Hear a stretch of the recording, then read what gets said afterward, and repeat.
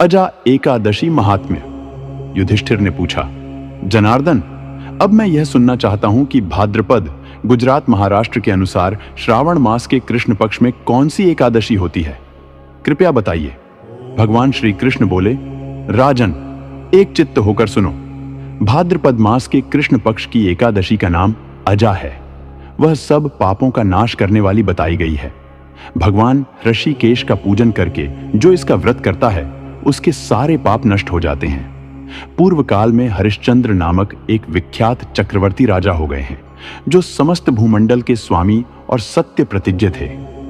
एक समय किसी कर्म का फलभोग प्राप्त होने पर उन्हें राज्य से भ्रष्ट होना पड़ा।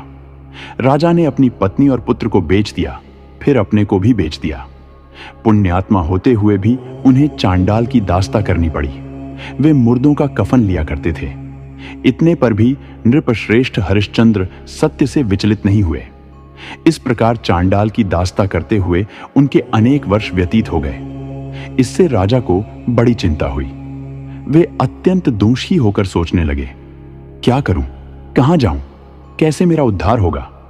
इस प्रकार चिंता करते करते वे शोक के समुद्र में डूब गए। राजा को शोकातुर जानकर महर्षि गौतम उनके पास आए।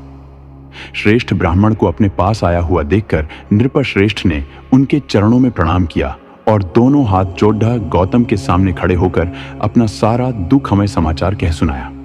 राजा की बात सुनकर महर्षि गौतम ने कहा, राजन, भादों के कृष्ण पक्ष में अत्यंत कल्याणमयी अजा नाम की एकादशी आ रही है, जो पुण्य प्रदान करने वाली है।